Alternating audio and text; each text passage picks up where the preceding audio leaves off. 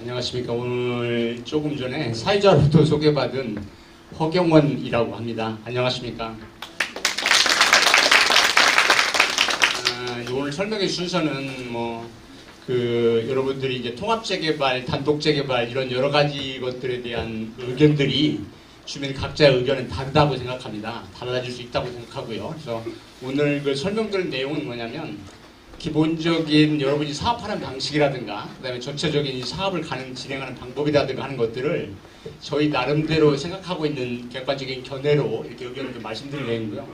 특히 이제 오늘 설명드릴 내용은 지금 현재 여러분 구역은 그 서울시에서 현재 지구단위 계획 변경 절차를 진행을 하고 있는데 그러한 내용이 확정되지 않은 상태고 다만 지금 현재는 어떻게 하고 있냐면 여러분 땅을 예를 들어 4층짜리 막 5층짜리 있던 그 집들을 아파트로 짓기 위해서는 재개발이나 재건축을 통해서 아파트로 짓기 위해서는 지구단위 계획이라고 하는 절차와 그 다음에 정비구역 지정이라고 하는 그런 용어를 통해서 땅의 일부를 내놓고 아파트를 높게 짓고 땅의 일부 내놓은 것에 대해서는 그만큼 인센티브를 주어서 주민이 손해보지 않게 하는 방법으로 해서 사업을 진행하는 것이 기본적인 공식입니다. 그래서 이것은 서울시뿐만 아니라 대한민국 전체가 국토부 관련 법률에 의해서 똑같이 맞는 내용이거든요. 그래서 저희가 오늘 설명드릴 내용은 어떤 걸 기준으로 했냐면 지금 서울시에서 최종적으로 결정된 내용 자체는 없기 때문에 용산구에서 지금 말씀드린 여러분 땅에 일반 4층짜리, 5층짜리 2종이었던 지역들을 3종으로 바꿔준다든가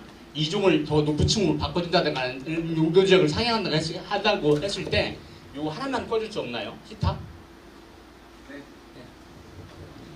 그렇게 되는데 그렇게 됐을 때 뭐냐면 그러한 내용들을 광역지방단체인 서울시가 그와 같은 것들을 결정하기 위해서는 용산구에서 주민들한테 앞으로 이 지역은 이런 식으로 개발이 될 예정이다라고 하는 것을 공식적으로 알리는 절차를 진행하고 있습니다. 그게 뭐냐면 공남공구라고 하는 것입니다. 공남공구. 그래서 여러분 지역은 현재 후암동 특별계획구역이라고 해서 현재 용산구에서 공남공구가 진행 중에 있고 그게 끝났거나 이런 정도 상황이거든요. 그래서 저희가 만든 안은 서울시에서 최종적으로 확정된 안은 아니고 현재 공남공구된 안 내용 중에서 여러분들이 사업을 어떻게 가는 게 보다 효과적일까라고 하는 부분들을 여러분 스스로가 판단하시는데 도움이 될 만한 자료를 설명을 드리는 게 좋을 것 같다는 생각이 들어서 그렇게 자료를 작성을 했고요.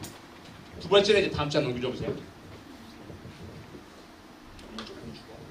저희가 이제 이 설명회를 준비하면서 이제 제가 소개받은 그 예시건의 허경원 건축사입니다.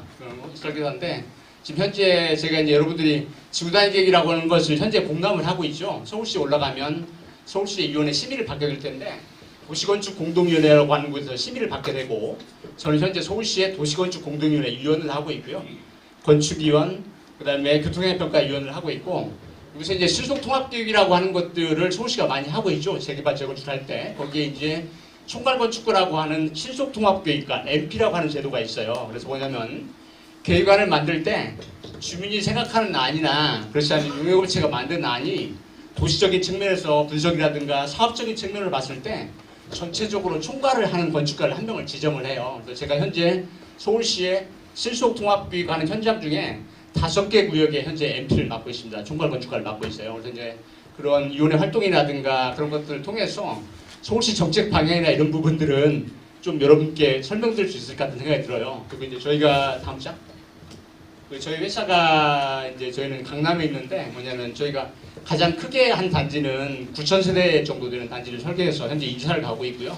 서울 지역에는 작년 8월에 분양을 했는데 건설사를 말씀드리지 않겠고 3,000가구 정도 이 정도에서 현재 작년 8월에 분양을 해서 사업이 잡음 없이 잘 가고 있고요. 그 다음에 이제 여기 오늘 설명회 하게 된 동기가 그건데 뭐냐면 저희가 이제 그 용산의 그 산호아파트라고 하는 재건축을 저희가 현재 설계를 하고 있고요. 그 다음에 이제 여기 가까운 그 남영 2구역이라고 있죠. 남영역과 숙대역 사이에 일반 주거지역과 상업지역이 혼재된 지역들을 상업지역으로 다 용도 변경을 해서 현재 시공사 입찰을 준비하고 있습니다. 다 끝났어요. 거기 조합도 돼 있고 벌써 그 구역하고 그 맞은편에 있는 남영 5구역 그다음에 길 건너편에 있는 서계동에 있는 사업장을 저희가 현재 설계를 하고 있어요. 근데 그렇게 하다 보니까 여기 이제 아시는 분들이 거기 있는 분들한테 설명을 좀 해달라라고 하는 말씀을 드려서 저희도 좀 부담스럽긴 하지만 그래도 어쨌든 어떤 공정한 입장 쪽에서 여러분이 판단을 하시는데 도움이 될 만한 설계하는 것, 도움이 될 만한 내용들로 설명을 드리는 것은 기꺼이 하겠습니다라고 말씀을 드렸고, 규모가 여러분 구역이 이제 대략적으로 뒤에 설명을 드리겠지만 대략 한 3,000개에서 3,500개에서 4,000개가 훨씬 넘어갈 것 같아요. 세수를 보면. 그래서 이제 그러한 부분들은 그 아까 소개해드렸던 해안 건축과 그다음에 이제 다음 장 넘겨주세요. 그 해안 건축은 잘 아시죠? 그래서 이제 뭐 반포죽은 산다지, 잠실, 장미, 용산의 저기 그 뭐죠? 체리투스 이런 부분들 많이 설계했어요. 그래서 우선 해안 건축에 이공한 소장님을 그 인사 한번 드리도록 하시죠. 안녕하세요.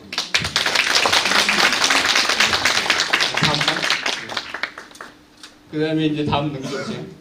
그 다음에 KTS 엔지니어라고 하는 도시계획 업체가 있어요. 그래서 이제 저희가 이제 건축에 대한 부분은 상당히 많이 알고 있지만, 도시적인 좀 많이 알고 있지만, 전문적인 분야 쪽에서는 막상 설명을 하려면 정확한 부분들을 여러분께 전달을 시켜야 돼서, 말씀을 드려야 돼서, KTS 엔지니어라고 하는 회사에 저희가 만든 자료나 이런 것들에 대한 검수를 과정을 거쳐서 오늘 설명회를 진행하게 된 거다라고 보시면 될 것 같습니다. KTS도 담장 넘겨볼까요? 용산구에 도시계획위원도 하고 계시고, 뭐 압구정도 하셨고, 그 다음에 저쪽에 보면 그 마천동도 하셨고, 서울시내 되게 사업장을 많이 도시설계를 하고 계세요. 그런 곳에 회사에 좀 자문을 받아서 전체적으로 여러분들한테 정확한 정보를 전달드리기 위해서 이러한 자료를 만들었다라고 이해하시면 되겠습니다. 감사합니다. 오늘 설명해드릴 순서에 대해서 말씀을 좀 드려보도록 할게요. 설명해드릴 순서는 이런 식으로 진행해 볼게요. 뭐냐면 아마 여러분들이 질문하고 싶은 내용들도 많을 거라고 생각합니다. 이런 설명을 하면 많이 질문을 오게 되는데, 우선 제가 설명드리는 내용 중에 여러분이 질문할 내용들이 포함되어 있는 경우들도 많이 있습니다. 그래서 전체적으로 여기 모이신 분들의 시간이라든가 이걸 절약드리기 위해서 제가 일방적으로 전체적인 내용들을 다 설명을 드리고 난 뒤에 나중에 추가적인 질문이나 이런 부분들이 있으면 거수를 하시고, 거기에 대한 부분은 어차피 제가 그 질문에 답할 가능성이 많으니까요. 제가 그 순서대로 이렇게 그 주민 여러분께서 그 질문할 수 있는 시간을 충분히 드리도록 하겠습니다. 그래서 오늘 설명드릴 내용은 어떤 거냐면 구역 현황에 대한 것들을 말씀을 좀 드릴 거고요. 그 다음에 이제 단독 개발이냐 통합 개발에 대한 것을 객관적으로 분석할 수 있게 비교해 드릴 거고, 그 다음에 이제 개발 개입을 하게 되면 사업 방식이라고 하는 것들이 만들어지게 되는데 두 가지 방식의 차이점들이 생기게 됩니다. 건물이 배치하는 게 달라지겠고, 아파트 건립 세수가 달라지겠죠. 이러한 부분들 설명을 드릴 거고, 그 다음에 이제 통합 개발을 했을 때 저희가 이게 단독 개발일 때, 통합 개발일 때 두 군데 다 3D로 건물을 한번 올려보려고 했었어요. 매스가 어떻게 나올지를 보여드리려고 했는데 부질없는 짓 같아서 전체가 통합 개발했을 때가 좀 나은 것 같더라고요. 통합 개발에 대한 전체적인 조감도를 한번 그려봤고요. 시뮬레이션 해봤고, 그 다음에 향후 가치 분석이라고 하는 게 생기는데, 통합 개발이냐 단독 개발이냐를 결정할 때 가장 중요한 것이, 우리가 지금 현재는 우리가 정비구역 지정을 하게 되면 과거에는 내 분담금이 대략 얼마쯤 된다, 또 환급금이 얼마나 된다라고 하는 부분들을 알지 못한 상태에서 동의서를 냈는데, 그게 이제 그 재작년 12월에 관련 법률이 개정돼서 지금은 우리 쉽게 얘기하면 콩나물 장사하는 것과 똑같이요. 처음부터 이런 계획을 만들어서 동의서를 받을 때는 내 분담금이 얼마인지, 거꾸로 몇 평짜리 가면 내 환급금이 얼마인지를 알고 동의서를 내도록 규정을 바꿨습니다. 그래서 거기에 대한 가치 분석에 대한 부분을 말씀을 드릴 거고, 그 다음에 이제 어떤 방식이 하나 정해진다라고 하면 사업 추진 방식에 대해서 말씀을 드릴 거예요. 이것은 뭐냐면 서울시가 요새 서울시가 전체적인 재개발 재건축을 가장 많이 하고 있는 방식인 신속 통합 개발 방식과 그다음 일반적인 방식 여러 가지 방법들에 대해서 기술적인 부분들을 말씀드릴 거고, 예를 들어 통합 개발 여러분들이 원한다라고 하게 되면, 통합을 한다면 거기에 대해서 세부적으로 어떻게 사업을 진행하는 게 좋은지에 대한 조언을 해드릴 예정이고요. 그 다음에 이제 맨 마지막에 여러분 현재 공감되고 있는 내용 중에 추가로 용적률 상향이라든가 여러분의 이득되는 부분들은 추가로 남겨져 있는 부분이 있습니다. 이제 그런 부분들에 대한 사업성 향상 방안에서 말씀을 드릴 거고, 맨 마지막에 여러분의 질의응답 순서를 하게 될 건데, 대략적으로 예상 시간은 제가 설명드리는 게 1시간 정도 예상을 해요. 그렇게 설명을 좀 드리도록 할게요. 그 다음 이제 질의를 하시면 될 것 같습니다. 다음 장. 우선 위치는 여러분 잘 아시죠? 여기가 이제 그 특별계획구역, 여러분 구역이 되는 거고, 전체 구역이 되는 거고, 이제 이쪽 끝에 구역이 특계구역 이런 식으로 나눠져 있죠. 그래서 여기 특징을 보시면 여기 숙대역과 여기 서울역이 있고, 그 다음에 이제 요 밑에 수도권 광역철도가 지금 현재 지나가죠. 그래서 1구역 쪽을 많이 지나가게 됩니다. 이렇게 지나가는 광역철도가 있고, 지리적인 위치에 대해서는 뭐 제가 말씀드리지 않아도 여러분이 가지고 계신 소유하고 있는 땅들이고 건물들이니까 이 위치는 아마 대한민국에서 최고로 갈 만한 그런 위치에 있지 않나라고 생각이 들고, 그런 위치나 이런 것들 때문에 뭐 메이저 시공사에서 이런 쉬는 날에 아직 사업 시작도 안 했는데 참여를 해주고 이렇게 되겠죠. 관심을 가져주는 것 같습니다. 다음 장. 우선 이제 주변 개발 현황에 대해서 말씀을 드려볼게요. 그러면 이런 주변 개발 현황 자체가 여러분이 향후에 사업을 하면 어떻게 될 것인가라고 하는 것들을 예측 가능한 부분들이 일부분이 포함되어 있습니다. 그게 어떤 것들이냐면, 여러분 구역에 보시면 이제 반대쪽으로 가볼게요. 길 건너쪽으로 가시면 서계동이죠. 서계동. 그쪽이 많은데 서계동이 하고 있는 것은 서계동 모아타운이라고 해서 서울역 앞에 이게 하고 있는 게 330세대에 대략적으로 34층으로 현재 설계가 되고 있고요. 그 맞은편에 서계동 일대가 전체가 칠속 통합계획이 결정이 됐는데 이 기획인 게 한 29층에서 35층 정도 이루어질 걸 예상이 되어 있고, 이게 총 2,504세대 정도 건립되는 걸로 되어 있습니다. 층수는 29층에 30층 정도 예상하고 있고, 그 밑에 이제 이 청파동 그 도시정비형 주택재개발 사업이 35층에 745세대 정도로 용산구청에 신청이 돼서 현재 공람을 좀 하고 있습니다. 그래서 제가 이제 용산구에도 뭐 심의원을 하고 있어서 이거에 대한 내용도 구체적으로 내용을 다 읽어봤는데요. 그래서 이렇게 되고 있고, 그 앞에는 청파 2구역 신속통합계획에서 25층으로 1953세대를 짓고 있는 그 인허가를 진행하고 있는 중이고요.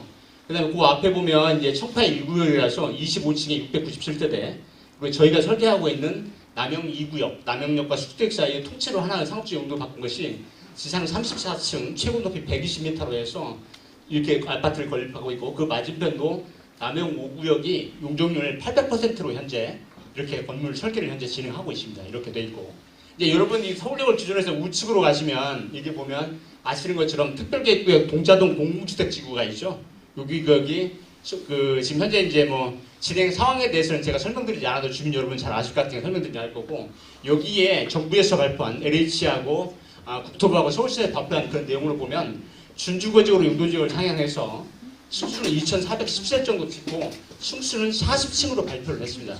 발표를 했어요. 그래서 이렇게. 그래서 어떻게 보면 여러분 구역이 이 동자동 공공주택지구가 사업이 빨리 가는 게 여러분한테 훨씬 도움이 될 가능성이 많습니다. 그래서 어떻게 보면 과준에는 서울시 정책 자체가 이렇게 이 서울역을 중심으로 해서 이 우측단에 대해서 남산에 관한 중앙것들 때문에 건축을 제한하는 것들이 많았었어요. 근데 다행스럽게 이런 뭐 동자동 공공주택가 들고 오면서 이 구역에 대한 층수에 대한 부분도 고민할 수 있는 때가 된 것 같아요. 어떻게 보면 그동안에 이제 그 오랫동안 2006년도, 5년도 이때부터 사업을 하셔서 오랫동안 진행됐는데, 이런 정비 사업이라고 하는 게 보면 이게 이제 분담금도 맞아야 되고, 개발했을 때의 목적물인 새로 지은 아파트가 내 맘에도 들고 주변에 누구한테 내놓아도 거기 아파트 괜찮아 라고 하는 얘기를 들을 만한 상품이 되지 않으면 실제 사업이 이루어지지 않거든요. 주민분들은 현명하시고 내용을 잘 파악하시고, 그래서 지금 현재는 과거에 있던 층수는 7층 뭐 8층 이렇게 층수가 낮았었잖아요. 그리고 높이 자체가 아무리 많이 해도 15층 18층으로 건물을 지어주라고 하니까 건물의 형태들이 잘 나오지 않았을 겁니다. 그래서 지금 현재는 주변의 개발 계획이 이렇게 가고 있다라고 하는 것이 하나의 특징이고, 또 하나는 길 맞은편에 보면 밑에 쪽에 보면 용산 민족공원이라고 하는 게 생겼죠. 그래서 이제 이 민족공원이 생기면서 여기에 대한 개발 계획도 상당 부분 정리가 지금 현재 되어 있는 상태고요. 아시는 것처럼 이 끝단에는 대사관이 들어오죠. 미 대사관이. 거기 높이는 55m로 건물이 들어올 예정입니다. 대사관 높이가. 그래서 이것도 이렇게 되어 있고요. 이러한 내용들이 보면 과거에 했을 당시에는 이러한 주변에 대한 개발 계획이나 이런 것이 전체적으로 큰 그림을 그리지 않았기 때문에 사업이 안 됐을 거라고 생각을 합니다. 기본적으로는. 그래서 어떻게 보면 반대로 얘기하면 지금쯤이 때가 되지 않았나라는 생각을 듭니다. 개인적으로. 이렇게 감사합니다. 요게 이제 구역을 보시면 이제 우리가 이제 재개발을 하든 재건축을 하든 간에 그 기존에 있던 주택이라든가 근린생활시설을 철거하고 새 아파트를 지으시려고 하는 거잖아요. 물론 거기에 구독되는 상가라든가 조기시나 이걸 짓게 되는데, 기본적으로 사업하는 방식은 크게 이렇게 생각합니다. 이렇게 이제 구역이 보면 이쪽 가에는 상업적으로 용도지역이 바뀌어서 높이가 약 100m 정도, 그 다음에 건물을 이쁘게 지으면 20m를 더 주는 규정이 있습니다. 네, 그런 게 있는데 디자인 우수를 하면, 그래서 이쪽 동네는 길가로 120m 정도 지어질 걸로 예상을 하고 있고요. 그 다음에 여기 5구역, 그 다음에 여기는 교육청이 있고 초등학교가 있죠. 그래서 전체적으로 개발을 하면 학교를 안고 있는 형태가 될 텐데, 이 땅에서 개발하는 방식 중에 우리가 생각해야 할 부분이 크게 두 가지가 있습니다. 사업을 진행하면 볼 부분이 하나는 뭐냐면, 구역 내에 종교시설을, 오늘 이렇게 성전을 빌려주신 우리 그 당회장님한테 먼저 박수 먼저 치고 이야기를 했어야 되는데 박수 한번 치고 하시죠. 좋은 방송 들려주셔서 감사하고, 종교 시설이 저희가 이제 대략적으로 지도에 있는 내용입니다. 구체적으로 다 파악한 건 아니고요. 대략적으로 한 6개 정도 되는 걸로 보이고, 여기에 보면 각 성전이나 이런 교회 명칭들이 쓰여 있고요. 이런 종교 시설에 대한 기본 원칙은 어떤 것이냐면, 이 종교 시설의 역할이라고 하는 게 단순하게 어떤 우리가 이제 그 영리를 목적으로 하는 그런 사업이 아니고 공공적인 성격을 가지고 있기 때문에, 종교시설은 일반 주민에 대한 일반 소유권을 가지고 있는 것들과는 다르게 대우를 합니다. 서울시에서도 똑같이. 그래서 이런 종교시설이라는 것은 기본적인 것은 종교시설이 존치를 원하면 존치를 할 수 있게 준비를 하고요. 그 다음에 이제 불가피한 경우는 이전을 협의해서 진행하는 형태 이렇게 가게 됩니다. 그래서 이제 쉽게 얘기하면 외곽에 있는 그 종교시설이나 이런 부분들은 제외시키고 갈 수 있겠죠. 장위 19역에서 봤던 그런 것들도 있을 수 있으니까. 그래서 그런 것들은 왜냐면 이제 종교시설이라고 하는 그런 특정한 목적을 가지고 어떤 사회적 봉사를 개념으로 하고 있는 것은 공사 중에 여기가 이제 실제 뭐라고 할까요? 쉽게 이제 종교시설을 계속 유지하는 데 어려움이 있을 수 있고, 반대로 성전을 옮기는 게 쉬운 일은 아니거든요, 또. 그래서 그런 문제들 때문에 이런 시설들은 종교시설을 유지하고 계시는 분들의 이야기를 들어서 충분히 협의해서 진행하고 있다라고 하는 경우를 이해하시면 되고요. 두 번째 보면 이제 구역 안에 보면 이게 약간 검정색으로 이게 회색으로 칠한 부분들이 도로나 공원 이런 것들을 나타내는 거예요. 공원도 있고 뭐 도로도 있죠. 이런 것들은 이 중간에 있는 길들을 떼서 밖으로 확장해주지 않으면 사업을 못 할 거잖아요. 아파트를 못 짓죠.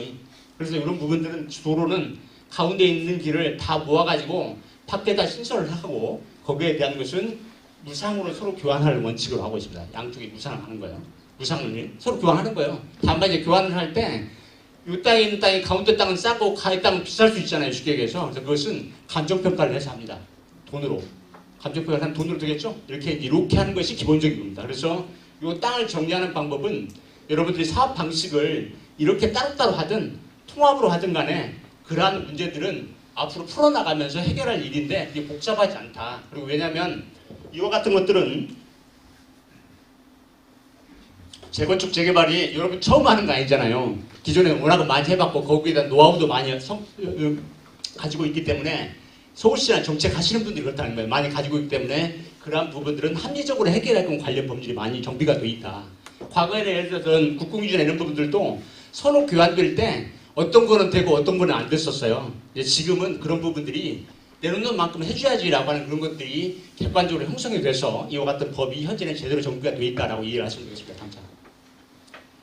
이제 여러분의 역사를 한번 뒤집어 볼게요. 이제 이거는 우리가 서울시에서 그동안 쭉 심의를 하면서 보고 왔던 그런 내용들도 있고, 반대로 용산구에 저희가 몇 개 사업을 하다 보니까 여러분 구역에 대해서는 대한민국이 다 알잖아요. 하도 오래 하셔서. 그래서 이제 당초에 2006년도에 보면 이렇게 전체 땅 중에 이만큼이 단독주택 재건축으로 추진 현황을 한번 봐주셨더라고요. 추진을 봐주셨고, 그 다음에 두 번째는 2015년도에 이런 안으로 한번 해보자라고 해서 공람을 다시 했는데, 그때 당시를 보면 층수는 최고 18층, 용적률은 250%로 결정이 되어 있는 형태더라고요.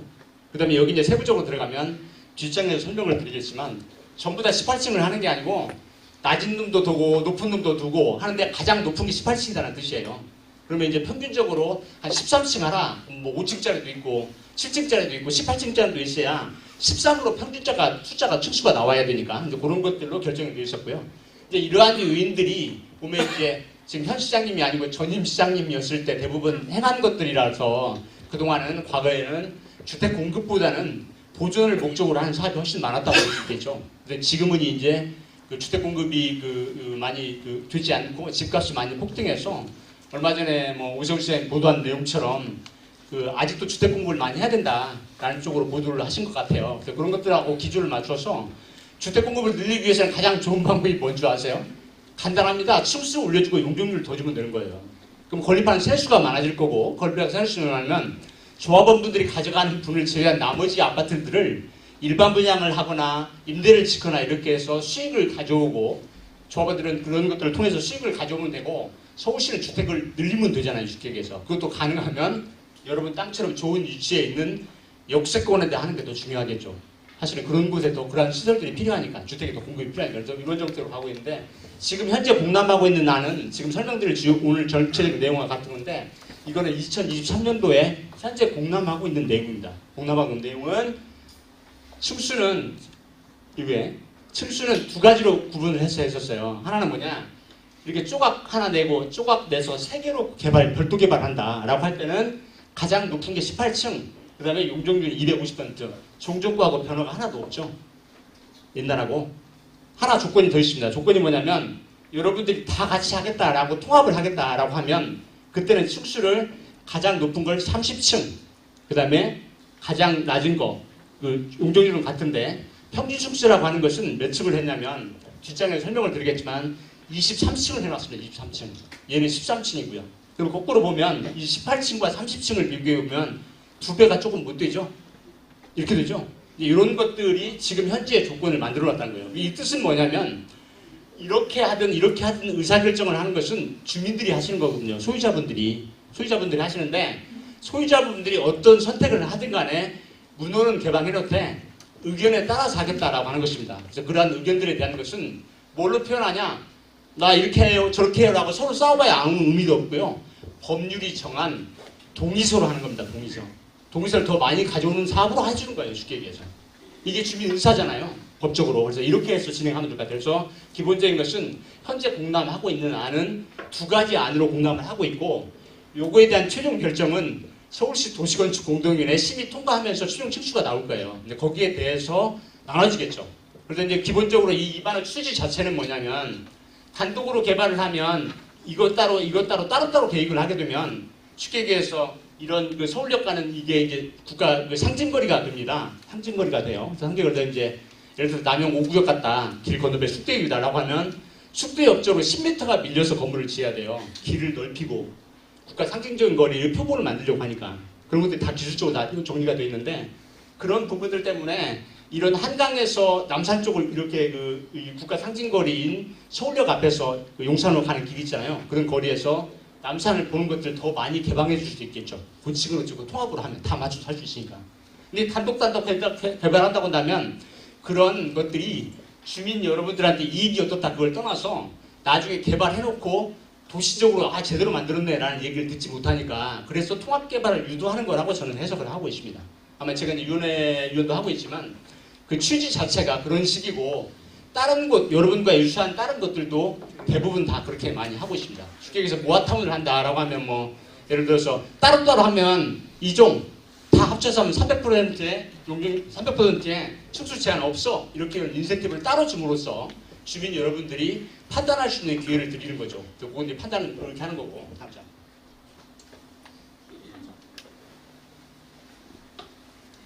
세부적으로 들어가서 지금 현재 공람하고 있는 안에 대해서 말씀드리면 여러분들이 사업하는 방식은 크게 두 가지예요. 하나는 뭐냐면 각각 단독으로 하는 방법이 있고요. 그 다음에 다 묶어서 하나로 하는 방법이 있어요. 방법은 두 가지인데 위에 방법은 이렇게 되어 있습니다. 현재 이제 기존의 그 설명을 드리면 이렇게 단독주택 재건축이 당초에 하고 있었기 때문에 이 땅을 하게 되면 단독주택 재건축 방식을 하고 나머지 구역은 재개발 방식을 택하게 됩니다. 그 이유는 뭐냐면 단독주택 재개발 방식은 법령이 없어졌어요. 옛날에 있던 것들만 국법을 일부 적용해서 하고 있을 뿐이지 신규로 하는 것은 없어졌습니다. 법령 자체가 없어졌기 때문에 이렇게 해야 되고 이렇게 할 때는 기본적인 게 뭐냐면 층수 완화가 없죠.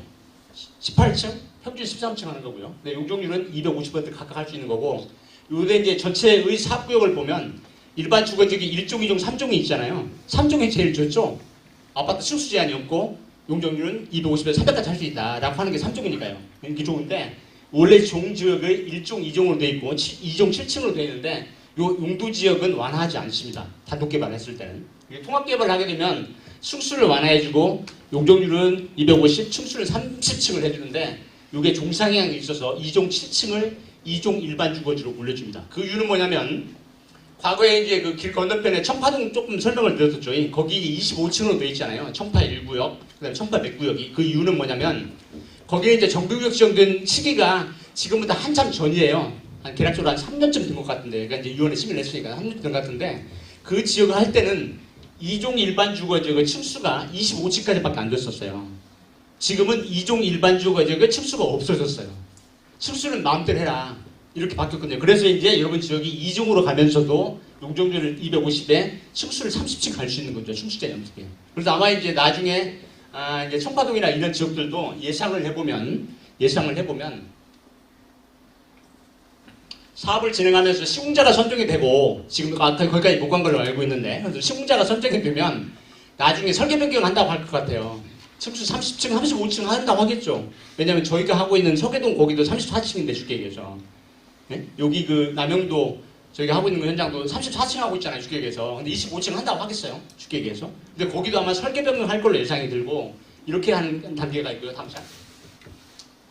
그럼 이제 단독개발 시는 어떻게 되는 법률을 적용하게 되냐는 구체적인 내용을 설명드려볼게요. 뭐냐면 단독을 하면 일단은 평균 13층, 치고 18층이고 높이는 40m에 의합니다. 근데 최근에 이제 아파트 높이가 이 18층이라는 높이를 줄었다 하더라도 최고 높이를 40m로 제한을 해주면 아파트가 용산 바닥에서 아파트를 지으면 아파트 층고를 높이 잡습니다. 보통 우리가 아파트 낮게 잡으면 2m 80 잡거든요. 층고를. 그러면 이제 천장에 den조라고 하죠. 네, 방바닥 난방하잖아요. 그거 빼고 나면 2m 30 나와요. 근데 최근에 이제 아파트 값이 25평을 하겠다면 서울에 10억 안 가는 지 거의 없잖아요. 근데 그런 것들을 보면 저희가 용산에 설계하고 있는 아파트들은 전부 다 층고를 2m 90, 3m 정도 하고 있어요. 그게 고급화 아파트를 만드니까 쉽게 답답하지 않잖아요. 그래서 이런 것들에 대한 것들을 올리면 실제 18층도 찾기 어려울 것처럼 느껴져요. 왜냐하면 일반적으로 2.6m짜리 아파트 높이를 구상했을 때, 층고를 계산했을 때, 그 15층 아파트를 지으면 높이가 40m가 나옵니다. 40m. 근데 이런 것도 생각하지 말고 두 번째는 용적률은 이제 똑같아요. 기본 용적률은 190에 허용이 200이고 상한이 200인데 이 뜻은 뭐냐면 여러분 땅이 대부분 이종 지역이 많아요. 일종도 일부 있지만. 근데 이종 지역은 기본적으로 여러분들이 재개발을 하든 재건축을 하든 하지 않든 상관없이 기본적으로 준다라고 하는 공짜로 주는 게 190이에요. 190번째 용적률 주는 거예요. 용적률 개념을 아세요? 용적률이 뭐냐면 내가 땅이 100평 있으면 지상에 건물을 190평 짓는 게 용적률 190이라는 뜻이에요. 용적률 300%면 내가 땅이 100평 있으면 지상에 300평을 짓는 거죠. 그럼 190평 짓는 것과 300평을 짓는 것이 뭐가 유리하겠어요? 나 집 하나 가져가고 분양하려면 분양 평수가 늘어나야 수입이 증가하잖아요. 그래서 그렇게 돼서 용적률이 높은 걸 선호하시죠.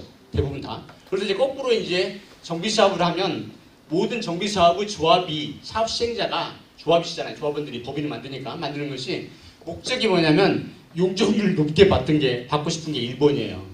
첫 번째가. 그래 수익이 나잖아요. 그렇게 되는 거고. 그 다음에 두 번째 이제 허용용적률이라고 200이라고 하는 것은 뭐냐면 아파트를 지을 때 친환경 자재도 쓰고 이렇게 하는 거. 옛날 쌍둥이자 쓰지 않고 이제 그런 자재를 쓰게 되면 그런 자재를 썼을 때 에너지라고 하는 기준을 더 충족시키고 에너지를 국가적으로 아껴야 돼요. 그런 걸 하게 되면 10%를 더 주는 거예요. 권장하는 거죠. 그래서 200에다가 상한 용적률은 여러분 땅을 아파트를 지을 때 용도지역 상향을 하게 되면 기본적으로 서울시가 생각하고 있는 개념이 뭐냐면 15% 땅을 내놓아야 돼요. 쉽게 내가 땅이 100평 있다 라고 하면 거기서 15평은 서울시에 내놓고 나머지 85평 가지고 용적률을 계산하라 그때. 대신 이 15%에 대한 것은 이 상한 용적률이라고 하는 식에서 원래 내 땅이 100평 있을 때 지금 면적이 있었잖아요. 그만큼을 해줘야지. 그렇지 않고 땅을 공짜로 뺏어가면 주민이 불만이 생기니까요. 그래서 이 부분을 그렇게 하게 돼 있고 다만 그러한 시설들을 공공시설로 내놓으면 그 공공시설도 공사를 해줘야 되잖아요. 그 공사비도 줘야지.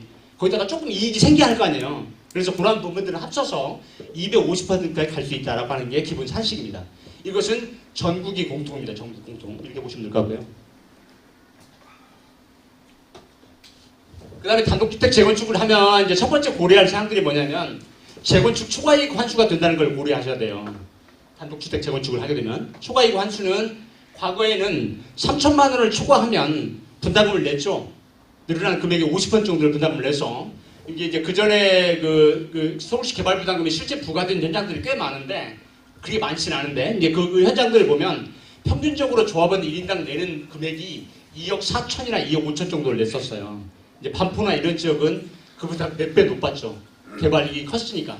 그래서 이런 게 됐었고 이게 이제 지금이 이제 지금 현재 정부에서 초과이익 환수에 관한 법률을 개정을 해서 이익금이 3천만 원이 아니고 8천만 원 이상일 때로 바꿨죠. 바꿨고 거기에 따라서 이익이 나는 정도에 따라서 10%에서 50%를 부과하는 제도가 있다는 거예요. 그래서 이렇게 이제 시뮬레이션을 해보면 기존에 이제 평균적으로 냈던 그것을 2분의 1 정도로 준다고 해요.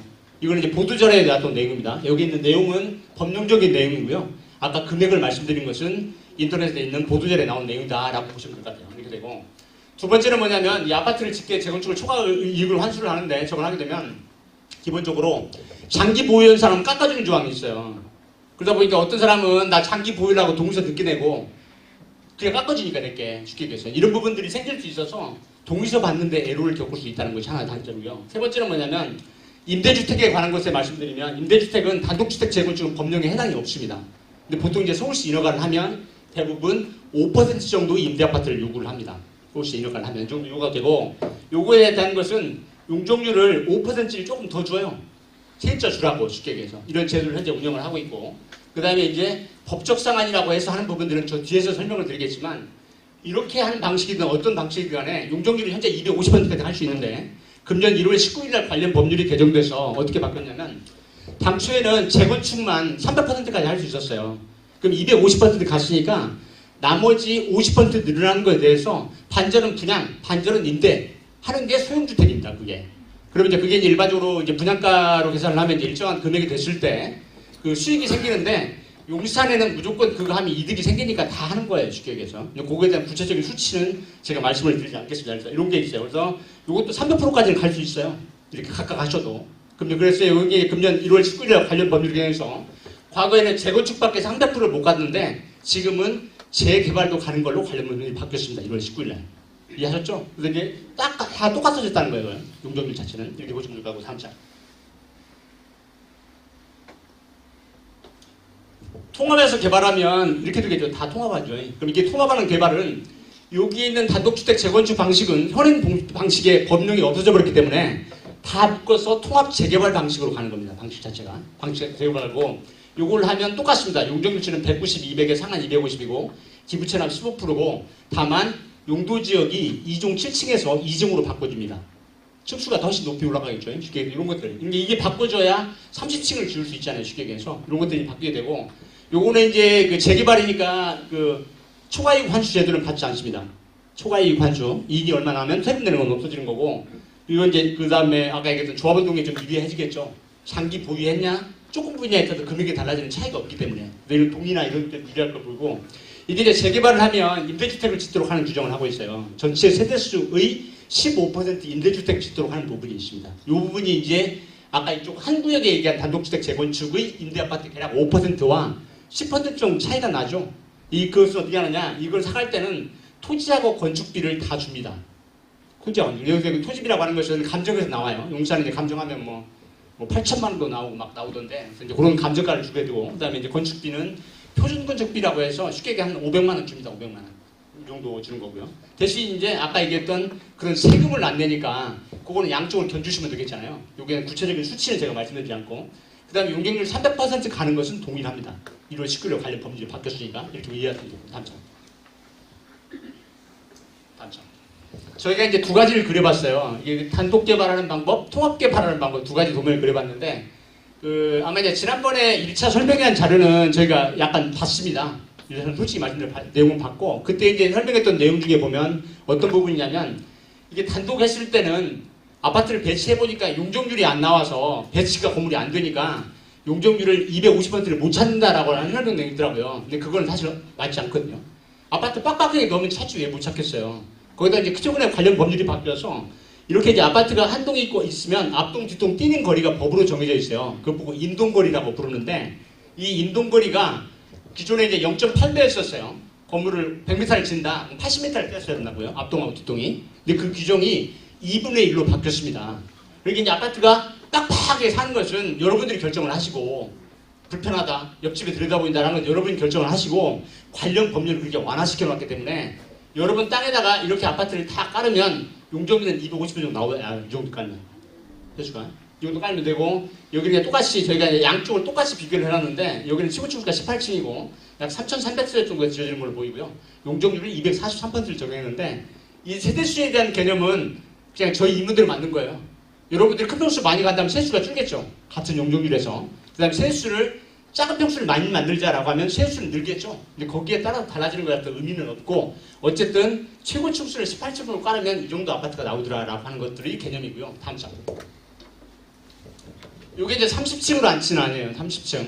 그럼 이 같은 용적률에 요거 한 3,884세대 나옵니다. 임대아파트가 평수를 작은 것 요구하거든요. 근데 그 이유가 뭐냐면 그 용산이나 강남 3구나 이런 쪽 중에 재개발하는 지역들이 많지 않아요. 강남은 재개발이 거의 없는데 그 용산이라든가 땅값이 비싼 지역은 임대아파트를 만들 때 작은 평수를 만들도록 해요. 총 건립세대수의 15%를 하는 거니까 세수를 작은 평수를 많이면 분양하는 면적이 늘겠죠.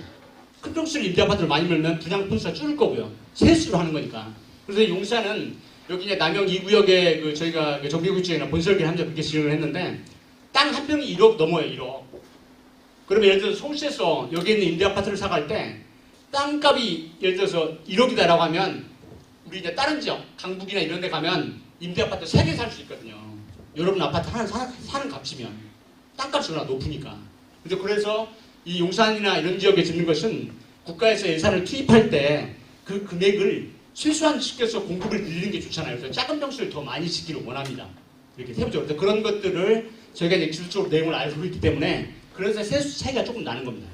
나머지는 다 똑같고요. 그래서 이제 아까 그림하고 이 그림을 같이 비교를 해보시면 다음 장.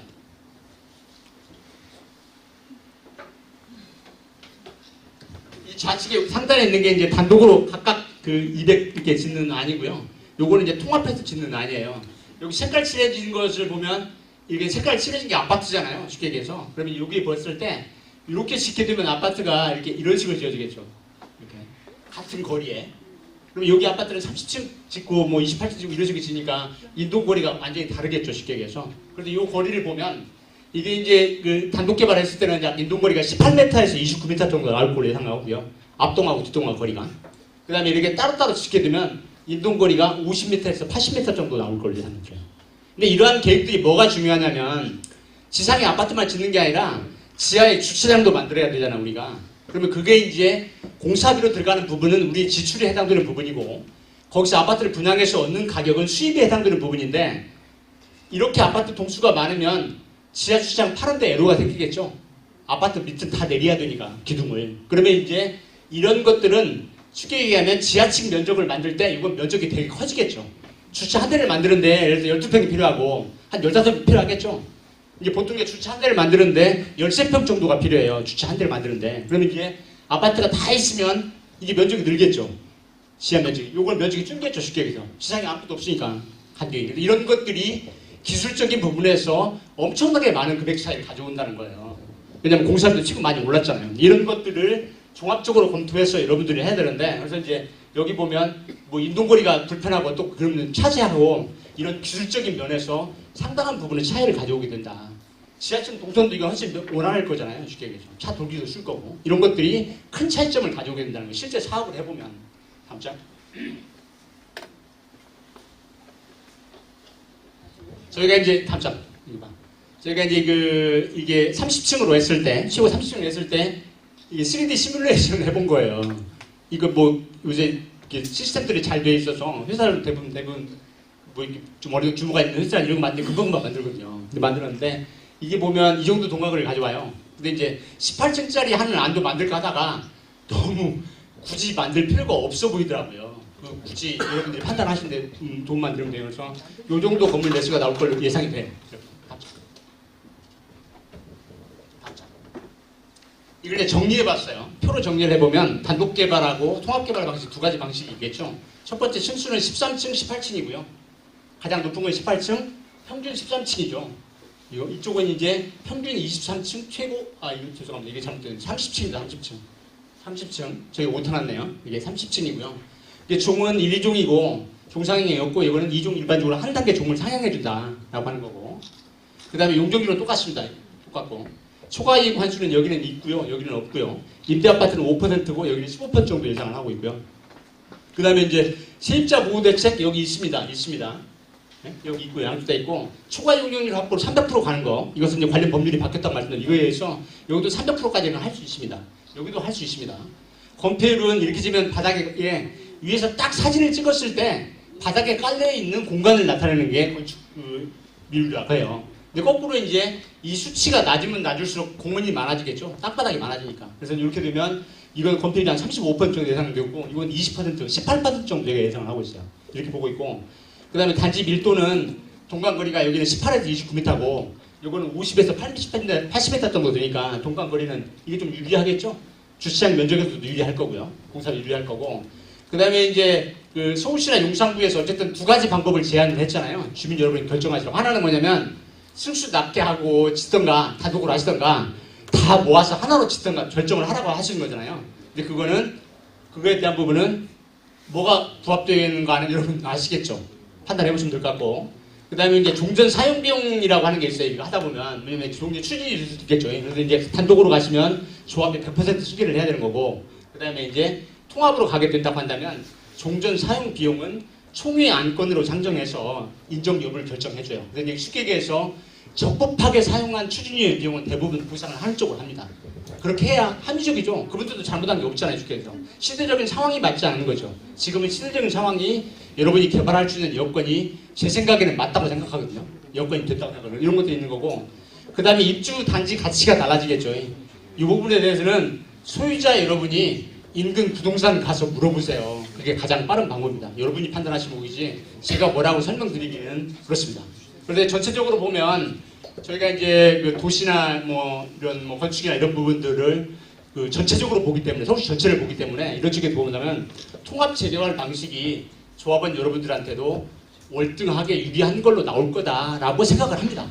이렇게 참반단 해보시고요. 다음 장.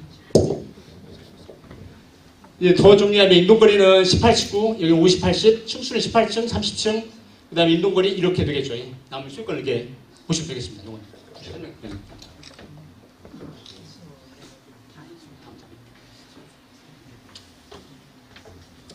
그 다음에 이러한 사업을 그럼 서울시의 인허가를 어떻게 하느냐라고 하는 방법은 두 가지가 있습니다. 크게 세 가지가 있는데 두 가지만 말씀을 드릴게요. 주민들이 가장 많이 선호하는 것이 왜냐하면 주민들은 이게 재개발 방식을 하든 재건축 방식을 하든 그 기본적으로 생각하는 개념이 뭐냐면 사업 좀 빨리 했으면 좋겠다. 나 빨리 이사 가고 싶다. 새 집 들어가고 싶다라는 게 수방생의 1번이거든요. 근데 그거를 도와드리려고 서울시가 신속통합계획이라고 하는 제도를 만들었습니다.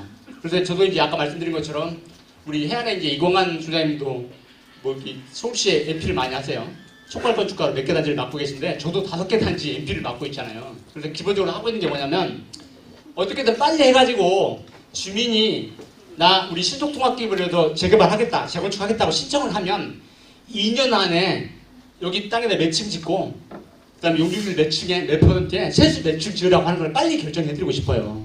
그 다음에 이제 세부적으로 주민이 설문조사 받아서 같은 용적률 내에서 큰 평수를 짓든 작은 평수를 짓든 조절은 마음대로 하시고 라고 하는 걸 빨리 하고 싶은데 이렇게 하는데 기본적인 요건이 있습니다. 하나 뭐냐면 신속통합계획 신청을 하면 가장 빠를 수 있죠. 돈도 하나도 안 들고요. 서울시가 다 해줄 거니까. 용산구가 해줄 건데 저번에는 우리는 이게 이제 동의서가 주민 동의서가 30%가 일단 필요합니다.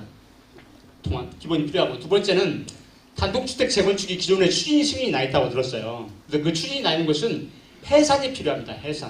해산이 필요하고 그 다음에 이제 이걸 사업을 이렇게 하다 보면 무슨 문제가 생길 수 있냐면 이 해제 동의서 진구할 때 시간이 좀 걸릴 걸로 예상이 됩니다. 여러분 스스로 하기에는. 이런 부분이 고민이 들고 또 하나는 뭐냐면 이제 이렇게 할 때는 뭐냐면 두 번째 방법은 이런 신속통합계획과 이런 해산동의서를 받는 거 그 다음에 신속통합계획을 신청할 때도 관련 서류가 있어요. 거기에 구체적으로 설명을 드리겠지만 이런 것들을 신속통합계획 동의서를 어차피 받는 거 똑같잖아요. 30% 받으시고 이거 받을 때 해산동의서도 같이 받으시고 그 다음에 여기 신속통합계획을 진행을 하면서 그 다음에 정비구역 지정 동의서를 받는 겁니다. 저희가 60% 설명이 되는데 어제 보도자료에 50%를 바뀌었어요.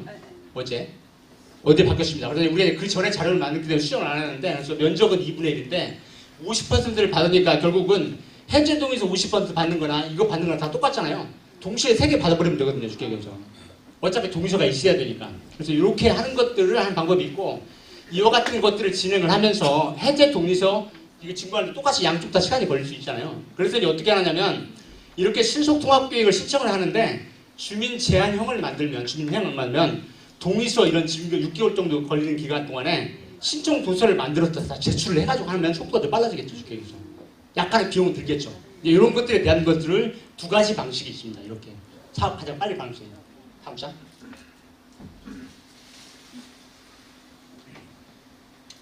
구체적으로 들어가면 신속통합계획은 이제 아까 얘기했던 그 저희가 이제 임의로 생각을 해봤어요. 여러분 단지 정도의 기존의 재개발, 재건축에 목말라 했던 분들이 이제 갈 수 있는 조치를 해준다라고 하면 동의서를 빨리 낼 걸로 예상을 해서 이게 이제 신속도합기 신청하는 거 30%, 그 다음에 해산동의서 50% 하는 거, 그 다음에 사업 규모 검토서라고 하는 것을 신속통합할 때 내야 돼요. 뭐냐면 공사 면적, 배치, 설계 배치도, 그 다음에 계략적인 분담금이 얼마인지를 산출을 해서 서울시에 신청을 해. 용산구에 신청을 하면 용산구에서 서울시에 올라가서 신속통합계획 선정위원회를 열어서 거기서 오케이를 하면 이렇게 가는 거예요.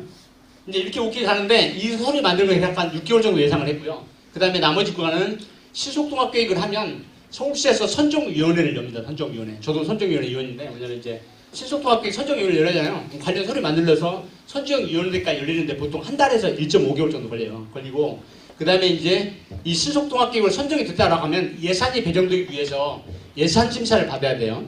그래서 예산을 받아서 용역업체를 선정하는 기간들이 한 2달 정도 걸리고요.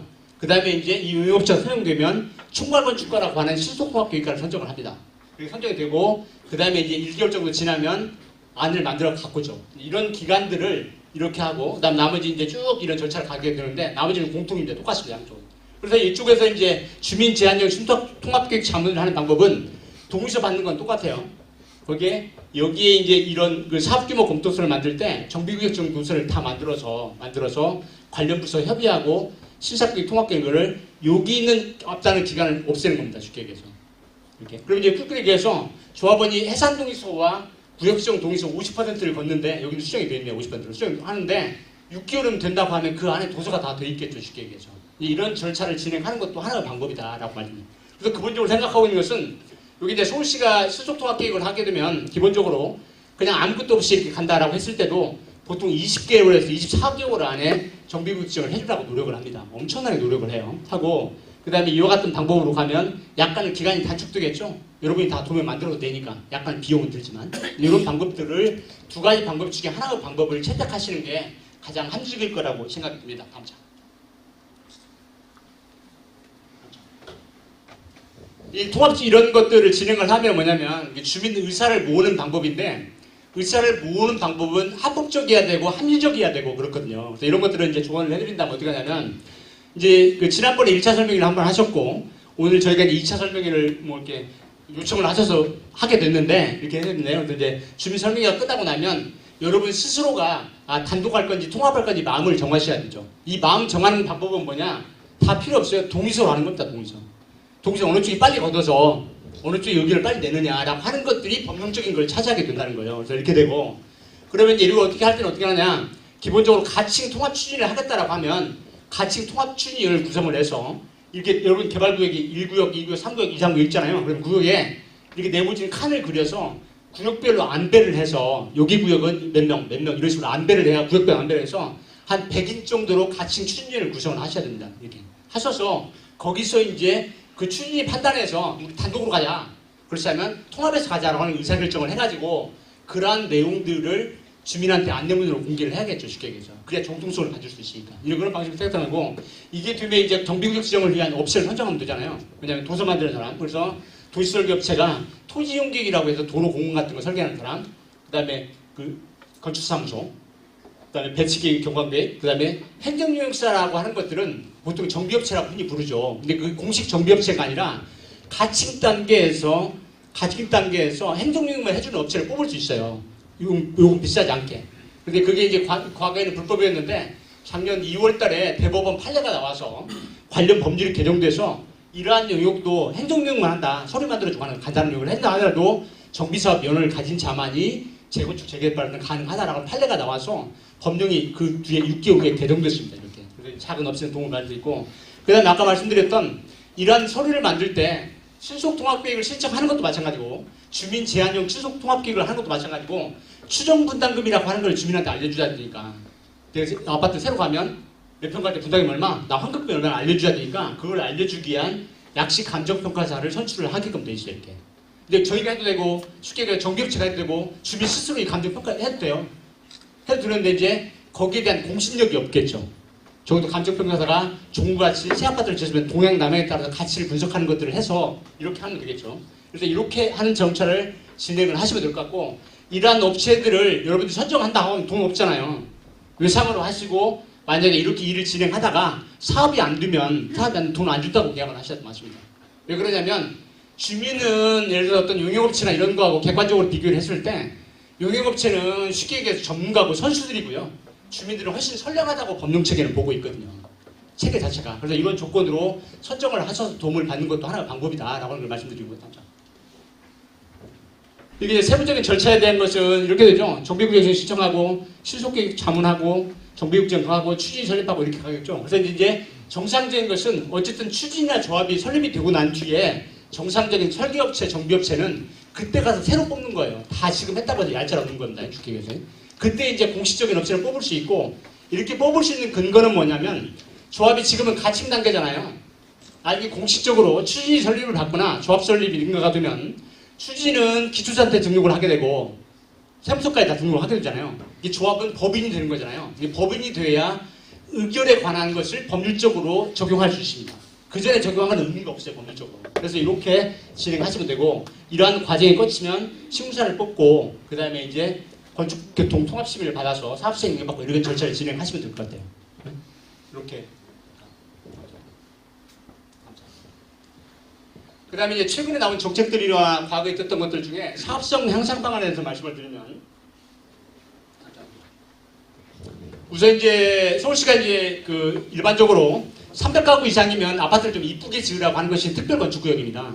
기존에 이제 아파트 지었던 방식에서 1층에서 꼭대기까지 다 똑같은 모양의 아파트, 이런 아파트를 짓지 말자는 거거든요. 좀 이쁘게 짓자. 그럼 이쁘게 짓는 대신에 그 이쁘게 지은 것에 대한 것을 공사비도 더 들 거고 설계비도 더 들 거고 이게 1층이 좀 다르고 막 달라지면은 그래서 그런 비용들을 주는데 거기에 대한 인센티브를 주는 규정을 운영을 하고 있습니다. 그래서 서울시가 하고 있는 것은 특별건축구역을 어떻게 하고 있냐? 기본적으로 300가구 이상이면 특별건축구역을 할 수 있고요. 기본적으로 1000가구 이상이면 권장을 하고 있고 법적으로 건립 세대수가 2000가구 이상이면 특별건축구역을 의무화하고 있습니다. 현재. 그럼 이제 공공건축가를 선임해야 되는데 거기에 이제 주는 것은 뭐냐? 아파트를 지을 때 우리가 34평짜리라고 부르는 전용면적 18평짜리 아파트 있죠. 전용면적 25평짜리 아파트. 우리가 25평이라고 부르는 전용면적 18평짜리 아파트에 있는데 그 34평짜리 전용면적 18평을 초과하는 아파트는 뭐 30평도 그렇고 40평도 그렇고 35평짜리도 그렇고 발코니를 이렇게 파란색 칠한 부분을 발코니 설치하지 못하도록 되어 있어요. 이게 뭐냐? 전체 발코니 설치 면적의 30%를 빼도록 되어 있어요. 이렇게.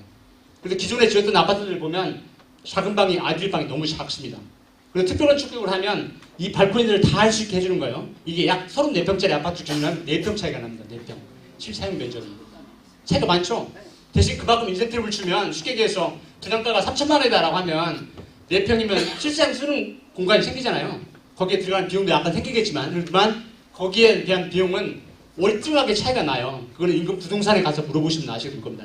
그래서 이런 식으로 아파트를 서울시는 유도를 하고 있고 여러분 구역은 건립하는 가구수가 뭐 3,500개, 4,000개 정도 될 걸로 예상을 하는데 특별건축구역을 통해서 아파트를 고급화시키는 전략으로 가시는 게 좋을 것 같고요. 우리가 길 건너편에 하고 있는 그 서계동 모아타운이라고 하는 게 있어요. 이게 저희도 이제 너무 작아서 안 하려다가 그 작은 것보다 서울역에서 너무 잘 보이더라고요, 아파트가. 그래서 저기도 300몇 가구인데도 현재 특별건축구역을 지정을 해서 발코니를 완화받는 걸 하고 있어요. 디자인 최우수로 하고 있고요. 이렇게 진행하고 있고. 요게 이제 그 특별건축구역 사례들을 한 겁니다. 이게 이제 해안건축에서는 그 반포의 그 아파트 쪽이고요. 반포에 이제 다른 아파트 쪽이고 이런 것들 이제 관련 법률도 완화해 주는데 어쨌든 디자인을 잘해서 명품 아파트를 건립하자라고 하는 것입니다. 당장. 요거는 저희가 용산 산호아파트를 특별건축으로 디자인한 거예요. 보면 이제 중간에 막 두 줄씩 가 있는 것들 있잖아요. 이렇게 이런 것들은 복층형 아파트입니다. 같은 34평 아파트인데 복층으로 되어 있어요. 그럼 이제 그런 단지들이 몇 개가 있으면 같은 34평이라도 값이 몇 배 차이 훨씬 많이 차이 나겠죠. 쉽게 거실은 빵 뚫리고 아래가 쉽게 얘기해요. 이런 식같이 디자인을 다 달리 했을 때 거기에 대한 인센티브를 준다고 말이에요. 이런 것들이고 이거 이제 해안건축에서 한 노량진 1구역입니다. 세수가 한 3천, 2,500개 정도 되죠. 이렇게 되고 이것도 이거고 반포 3주구죠. 3주구 반포 중구 3단지라고 부르는 거 해안에서 한 거고 요거는 이 앞에 남영동 주상복합 건축물도 발코니 때문에 특별건축구역을 저희가 설계를 현재 진행하고 있습니다. 그 다음 두 번째는 뭐냐면 이러한 가치들을 실현하는 방법에서 용적률을 추가로 받는 부분에 대해서 말씀을 드려볼게요. 추가로 받는 부분은 어떻게 되냐? 기본적인 것은 적용할 수 있는 관련 법률은 두 가지입니다. 두 가지인데 하나는 역에서부터 여러분 여기 두 개 있죠. 숙대역 남영역인데 여기서 동그라미를 그려서 일정한 범위에 있는 것들은 용적률 300% 주자라고 하는 게 1월 19일 날 법이 개정됐습니다. 그게 하나 있고요.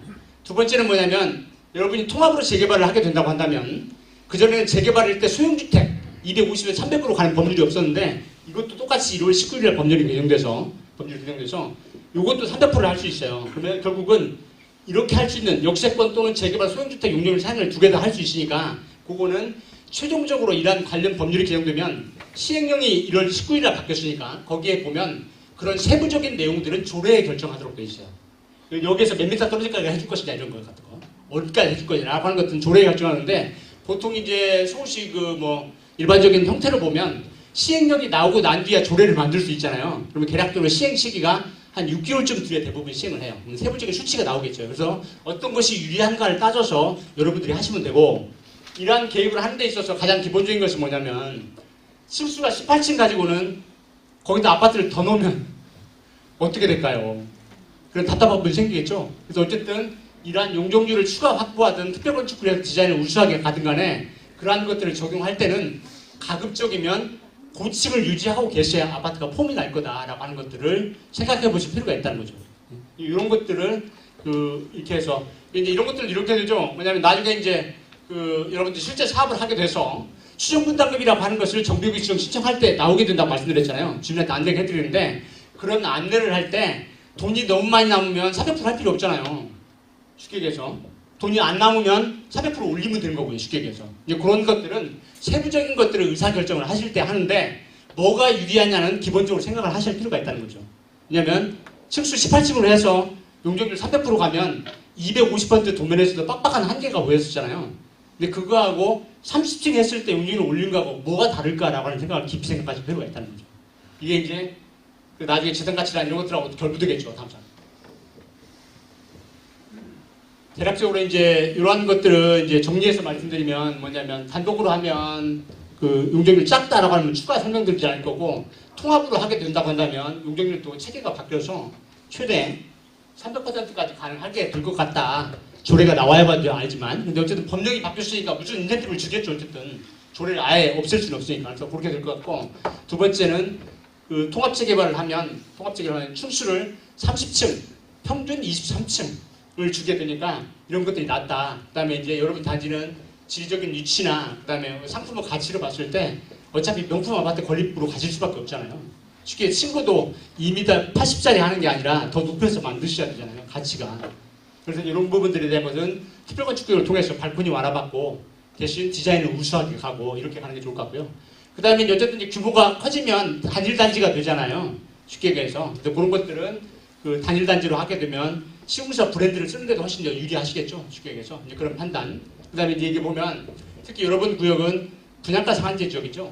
용산하고 강남 3구가 분양가 상한제 지역이잖아요. 그래서 상한제에서 저도 용산구청에 추정분담금 심의위원을 현재 하고 있는데 거기 이제 올라오는 서류를 보면 답답한 게 많아요. 왜냐면 땅값이 워낙 높고 그 다음에 이제 공사비는 조금 주잖아요. 쉽게 얘기해서. 이 전국이 통일되는 가격을 정하니까. 그래서 그렇게 적게 주다 보니까 쉽게 얘기해서 용산이나 강남 3구에 사업하는 분들은 나름 또 애로가 있습니다. 지리적인 위치에서 월등하고. 그렇다고 한다면 결국은 뭐냐면 일반 분양 수입을 해서 일반 분양을 해서 거기서 많은 수입을 창출하기에는 현실적으로 좀 어려운 부분이 약간 있어요. 주변 시세는 예를 들어서 평당 1억 간다라고 전제를 하게 되면 예를 들어서 분양가 상한제를 하면 그보다는 낫잖아요. 쉽게 얘기해서. 그래서 결국은 뭐냐 아파트를 명품 아파트로 만들고 브랜드화해서 입지 후에 가치가 완전히 다른 아파트를 만들어내는 게 용산에서는 가장 효과적인 방법이지 않느냐라는 생각이 들고 이게 이제 어쨌든 서울시가 이번에 이제 용산구하고 용산구에서 확정되는 안은 아니지만 이번 공람공을 통해서 두 개의 방법을 제시를 했죠. 하나는 단독으로 하는 거, 두 번째는 통합으로 하는 것을 두 개를 제시한. 거기에 대한 것은 두 개가 극명하게 차이가 다르잖아요. 그 이유가 무엇인가라고 하는 것들을 생각해 보시면 정책의 방향이 어느 쪽으로 가고 있는지 판단할 수 있을 거라고 생각합니다. 이렇게 말씀드리고요. 그 다음에 이제 저희 이제 기술자적인 입장과 그 다음에 이제 서울시 위원을 하고 있는 그런 입장에서 보면 전체적으로 통합 개발을 해서 쉽게 서울역에서 남산을 보는 방향 쪽으로도 일반 시민들도 더 많은 공간을 확보할 수 있고 이제 그런 것들을 띄어서 치면 더 많이 확보가 되겠죠. 이제 그런 것들도 도시적으로 명품을 만들면서도 사회적으로도 여러분 개발 이익은 얻지만 다른 곳들도 다른 시민들도 어떤 그런 난사이나 이런 그 지역이 주고 있는 농소적인 것들을 시각적으로 바라볼 수 있는 그런 공간을 만들어내는 것을 서울시가 요구하고 있다고 생각합니다. 그래서 이렇게 생각하고 어쨌든 이 방식 자체는 저희 판단했을 때는 여러 가지 상황을 다 판단했을 때 인허가 과정, 그다음에 상품의 개발, 그다음에 명품 아파트 만드는 거 이런 것들에 대한 전체를 봤을 때 통합 재개발 방식이 유리하다고 판단을 되지만 요구에 대한 것은 소유자 여러분께서 판단하실 그런 내용입니다. 여러분들이 잘 판단하시고 그 소유자 판단이라고 하는 것은 뭐냐? 법적으로 동서밖에 없습니다. 동서 말고는 아무 소용이 없습니다. 법률적으로 이렇게 이해해 주시면 될 것 같고요. 감사합니다. 이상으로 이제 제가 개략적인 설명을 마치도록 하겠습니다. 감사합니다.